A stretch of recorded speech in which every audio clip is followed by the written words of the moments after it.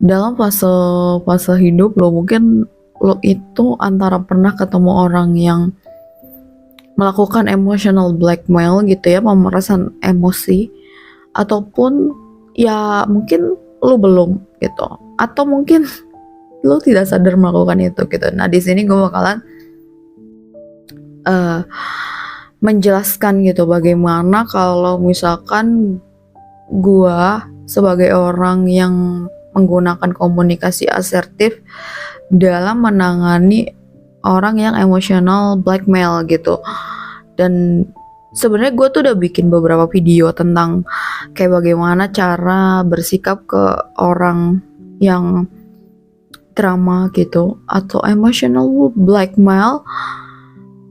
Cuman gue tuh belum pernah bikin yang ada contoh kasusnya gitu.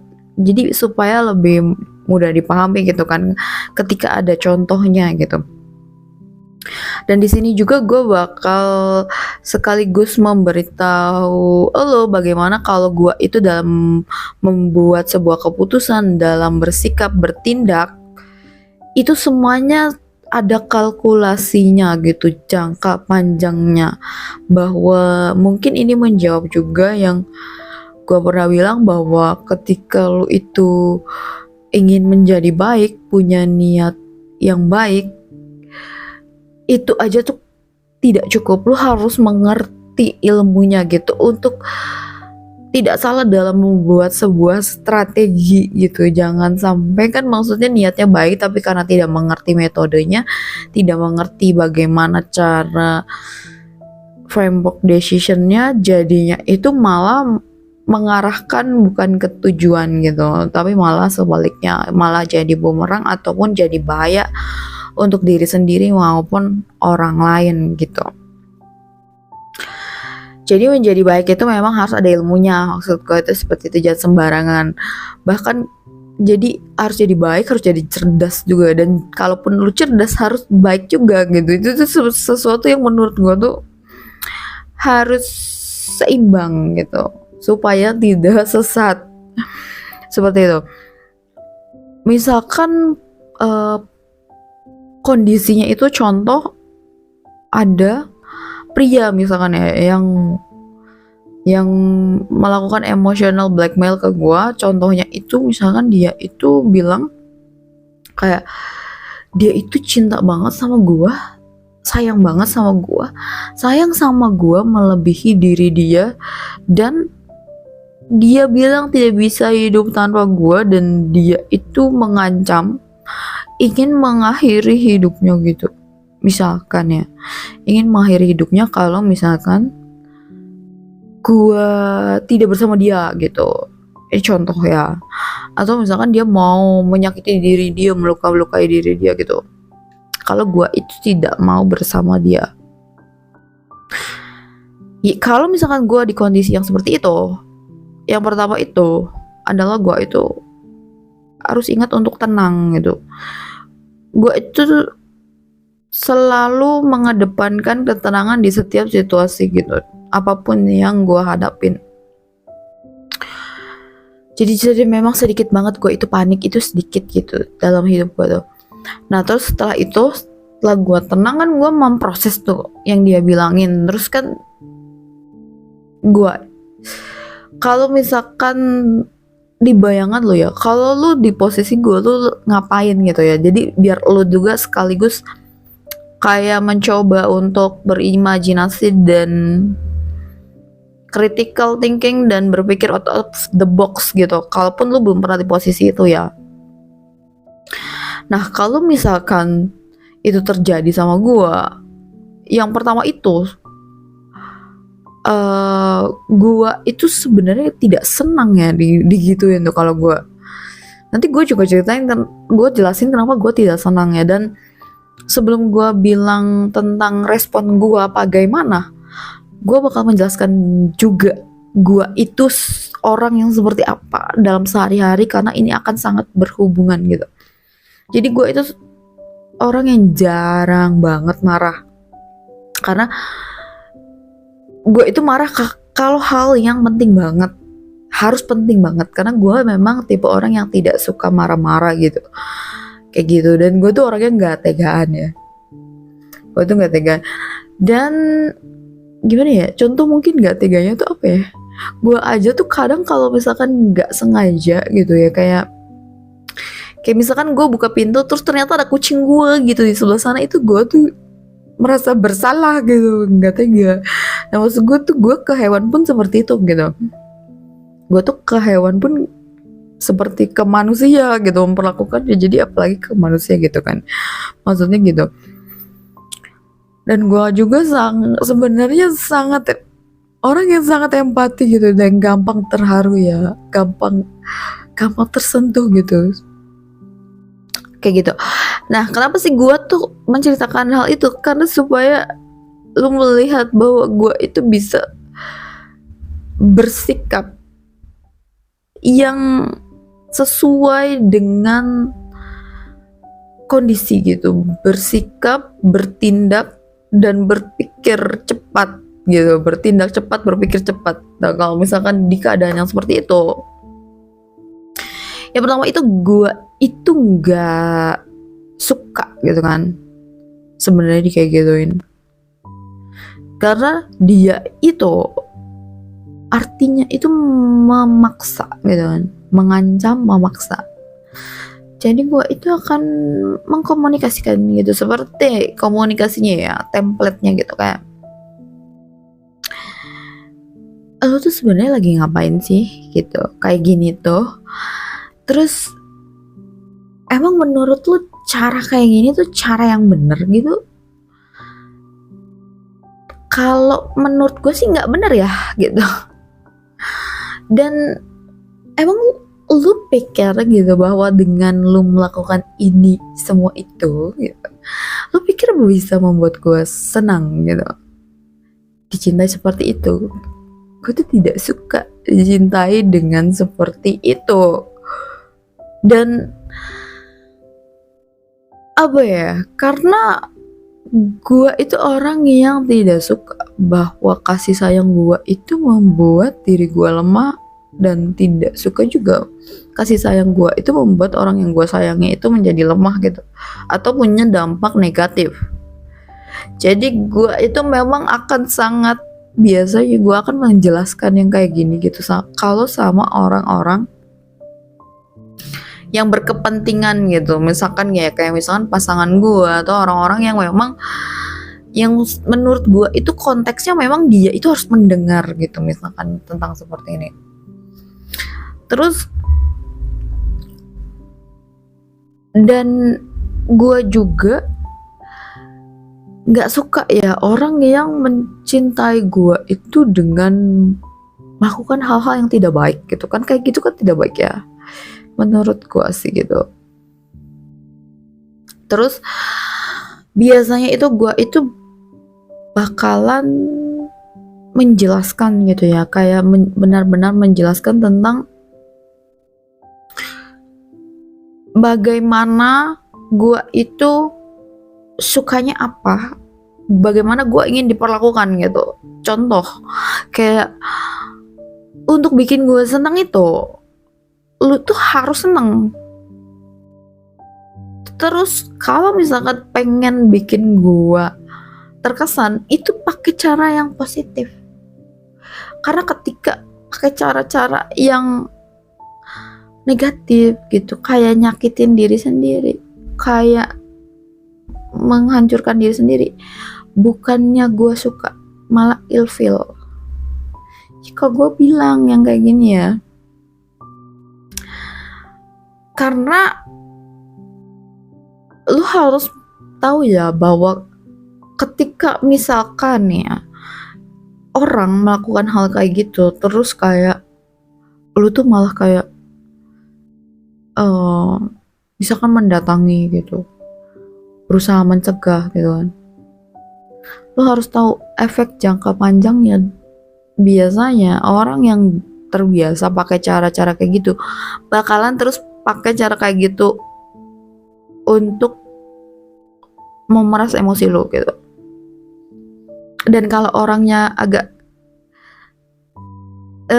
keterlaluan gitu, agak gendeng gitu dramanya, Biasanya kalaupun sekali enggak, dia ngerasa lu nggak kepancing, biasanya nanti intensitasnya dia tambahin gitu.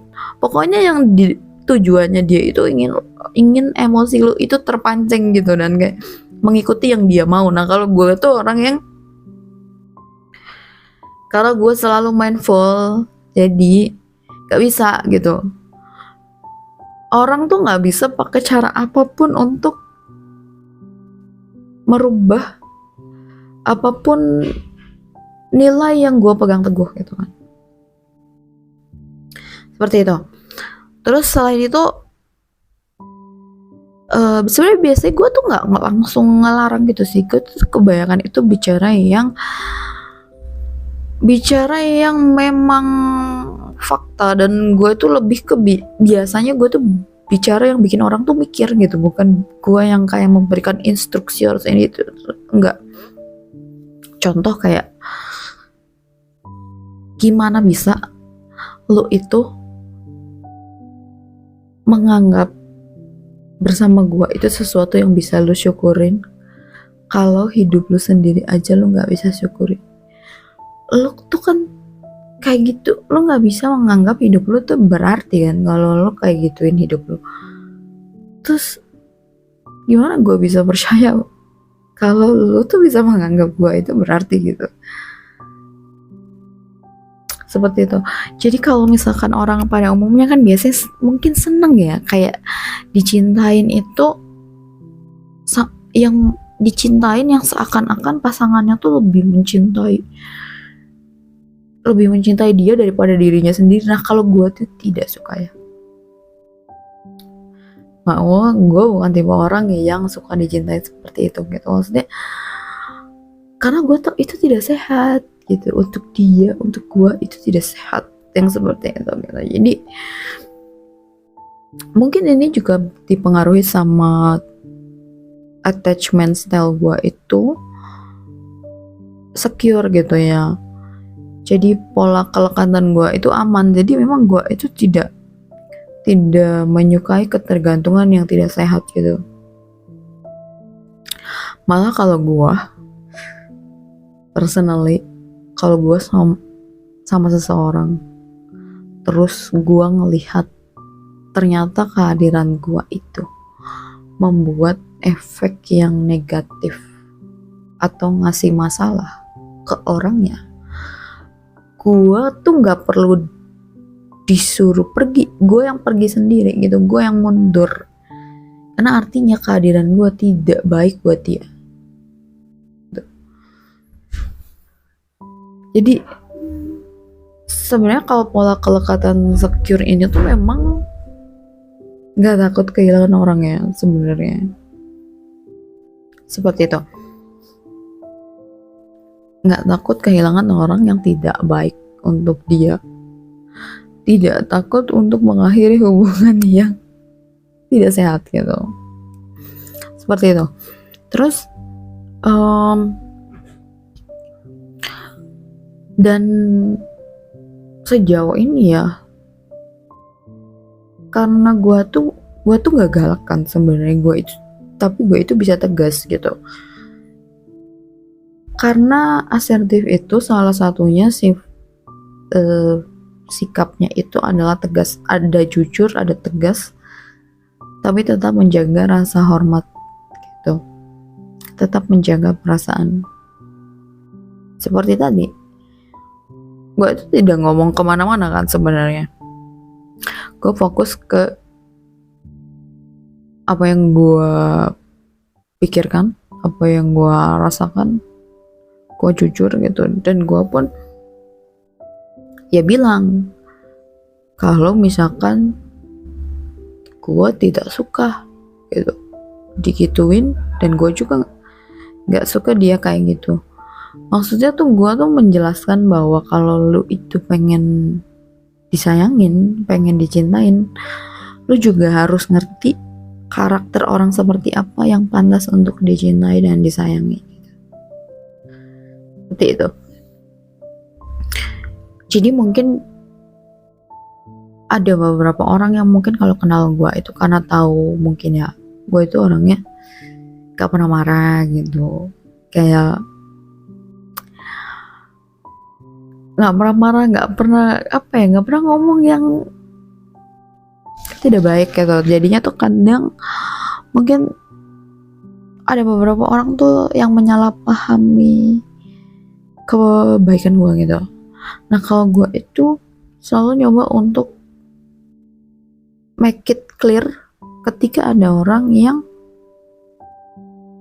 tidak paham dan tidak mengerti dan salah mengartikan kebaikan gue gitu, kayak gitu. Dan lo harus hati-hati sama apapun yang lo coba normalkan atau coba untuk izinkan, karena terkadang sesuatu itu tuh kalau lu asal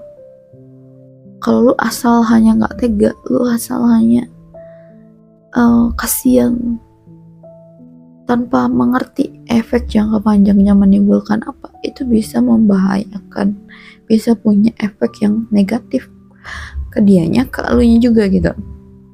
Contoh kayak misalkan lu minjemin, lu karena baik gitu ya, lu nggak tega, lu minjemin uang ke orang atau lu minjemin duit ke sahabat lu, harusnya kan lu lihat juga ya, dia itu memaknai pinjaman lu tuh sebagai apa gitu. Apakah sebagai uang sementara saja, tapi dia itu survive gitu, dia itu struggle, dia mau kerja, dia benar-benar nggak milih-milih dalam bekerja, yang penting halal. Atau dia itu menganggap pinjaman lu itu jadi malas-malasan gitu, kayak dia jadinya ngegampangin gitu, ya udahlah nggak punya uang juga nggak usah rajin kerja, toh kan kalau nggak punya uang bisa pinjam sama lo. Nah maksud gue, lu harus bisa clear gitu ngeliat mana orang tuh yang ngerti kalau dibaikin, mana yang enggak gitu. Karena kan ketika ya kebaikan lu itu jadi membuat dia itu sebenarnya jadi malas atau menggampangkan hutang, tidak mau bekerja gitu kan, itu kan sebenarnya berarti ya itu bukan tipe orang yang pantas dibaikin dengan seperti itu gitu. Lo harus bisa bertindak, berpikir cepat dan bijaksana gitu. Kalau yang kayak gitu artinya ya udah jangan dipinjemin, simpelnya kayak gitu. Atau lo kalau misalkan mau ya kasih dia kerjaan aja gitu, kasih dia sesuatu, atau kasih aja uang yang lo ikhlas, jangan dipinjemin gitu. Apalagi kalau misalkan nggak bisa menepati janji ya. Menurut gua tuh orang kalau pinjam uang tuh keterlaluan ketika harus ditagih. Harusnya tuh punya kesadaran diri. Lu kalau minjem uang itu harusnya yang inget-inget waktu bayar tuh elu, bukan orang yang minjemin. Yang harusnya pusing tuh elu, bukan yang minjemin elu gitu. Jangan nunggu mereka yang ngejar-ngejar. Lo harus tahu lo punya tanggung jawab itu. Maksudnya lo ngerti gak sih, kalau lo dipinjemin tuh berarti orang tuh baik gitu sama lo. Jadi jangan memanfaatkan kebaikan orang, karena orang yang memanfaatkan kebaikan orang lain, orang yang menganggap kebaikan itu kelemahan atau bisa untuk dimanfaatkan, adalah orang yang minim literasi dan intelektualnya tuh rendah gitu. Orang yang intelektualnya tinggi itu ngerti bagaimana membalas kebaikan gitu.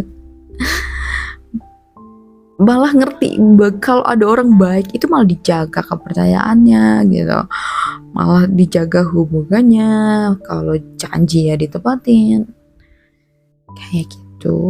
Ngerti terima kasih tuh sama dengan mengerti bersyukur loh. Itu tuh sesuatu yang sebenarnya menurut gue tuh memang sama seperti itu ya.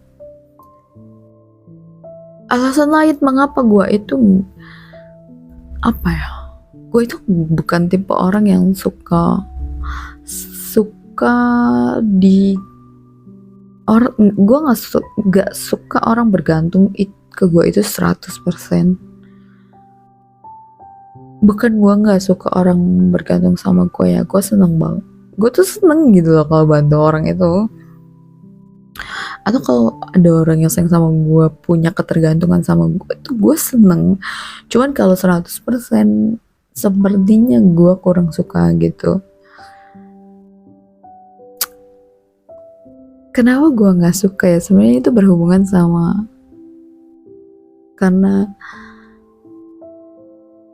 karena gue itu tulus gitu. Kalau kebanyakan orang kan kayak dengan sengaja ya membuat seseorang yang dia cintain itu seperti bergantung 100% gitu. Jadi soalnya kan kalau bergantung 100% tuh terkadang tuh jadinya bisa otoriter gitu, bisa seenaknya, bisa gimana ya, ya pokoknya kadang tuh ada misi-misi di balik sebuah sikap gitu. Nah kalau gue tuh tidak ada gitu, dalam artian kayak ya gue tuh beneran tulus gitu loh, nggak ada gue itu punya motif atau punya niat dengan sengaja membuat seseorang itu sangat bergantung dengan gue gitu, dengan sengaja membuat seseorang itu nggak bisa hidup tanpa gue. Kenapa sih gue tuh mikirin itu? Karena sebenarnya gue tuh kalau mikir kan visioner banget ya. Gue tuh mikirnya kalau misalkan seseorang yang sayang sama gue atau cinta sama gue itu bergantung 100% sama gue itu punya keterbatasan waktu gitu ya. Maksudnya kalau misalkan gue nggak ada, gue jauh, atau misalkan gue meninggal gimana? Nah gue tuh nggak tega gitu loh kalau misalkan sampai seseorang yang gue sayangi atau gue cintai itu ketika gue meninggal itu, dia itu seperti apa ya, seperti hidupnya pun ikut hilang gitu karena gue meninggal lagi. Kalau gue sih mikirin sampai ke situ ya, makanya gue tuh selalu mencoba untuk membuat sistem dan strategi kasih sayang pun yang dimana memang gue itu membuat seseorang yang gue sayang itu sebenarnya bisa tetap berdiri di kakinya sendiri walaupun kalaupun gue meninggal gitu. Dan gue pun gitu kalau bikin sistem buat orang itu, gue biasanya sesuaiin sama orangnya. Jadi biasanya gue tuh pahami dulu orangnya, baru gue bikinin sistem apapun sih, supaya ya kalaupun gue nggak ada, gue jauh, bahkan gue meninggal pun, dia tuh tetap bisa pakai sistem yang gue buatin gitu, tetap bisa kasih sayang gue tuh tetap bisa ada gitu, walaupun gue itu tidak bersama dia, walaupun gue itu meninggal gitu, seperti itu. Jadi buat gue itu, gue melakukan segala sesuatu itu bukan untuk kayak supaya diingat gitu, supaya apa ya, misalkan supaya orangnya tuh nggak bisa move on dari gue, enggak. Kalau gue sih nggak ada pikiran kayak gitu. Maksud gue, menurut gue seseorang itu untuk mengingat gue ya, gue lebih suka ketika seseorang itu mengingat gue karena memang mereka sendiri yang mau mengingat gue gitu. Gue tuh tidak akan memaksa untuk seseorang tuh ingat sama gue, ingat sama apa yang gue lakukan, ingat sama apa yang gue berikan gitu. Karena kan tulus tuh kayak gitu. Ketika kita mencoba memberikan sesuatu, ketika kita mencoba melakukan sesuatu itu, ya nggak ada motif, nggak ada berpikir pamrih gitu, nggak ada misi-misi di balik gitu, nggak ada motif-motif di belakang itu, tidak ada gitu loh maksudnya. Dan karena gue juga kan integritasnya, orang integritas itu melakukan hal yang baik dan benar itu tanpa perlu diawasi. Jadi memang mereka itu, orang-orang yang integritas itu orang-orang yang setia sama value-nya yang mereka anggap baik dan benar gitu. Jadi untuk soal ketulusan itu, gue yang mastiin diri gue sendiri, bukan orang lain, seperti itu. Dan pada akhirnya memang kalau orang-orang yang pernah deket sama gue atau deket sama gue itu biasanya ngerti kok, karena gue itu jarang marah. Jadi kalaupun gue mulai, mereka tuh melihat ada perubahan sikap ya, gue lagi tegas gitu. Jadi orang-orang tuh bukan taunya gue itu galak, tapi gue tuh tegas untuk hal yang sangat penting. Dan hal yang sangat penting buat gue itu gak banyak, supaya orang tuh ngerti kalau hal itu penting. Orang yang gak ngerti dirinya sendiri itu pasti ngerasa semua hal itu penting, banyak banget yang penting, jadi aturannya tuh banyak gitu. Kalau gue itu tidak ya, yang penting-penting aja gitu, supaya orang tuh jadinya give attention. Oh itu ya yang menurut Ampar penting itu ini, karena gue tuh bukan tipe orang yang banyak nuntut dan banyak minta dan banyak aturan gitu, seperti itu ya. Jadi kebanyakan itu udah pada ngerti kalau misalkan, terutama mungkin pria yang pernah sama gue ya, biasanya mereka ngerti bahwa untuk bicara sama gue itu mereka pasti menggunakan penyampaian yang baik-baik gitu. Pria yang sama gue tuh ngerti kalau ngomong harus respect banget karena gue tuh tegas untuk hal yang kayak gitu, karena itu ngaruh ya untuk banyak hal, untuk jangka panjang juga gitu.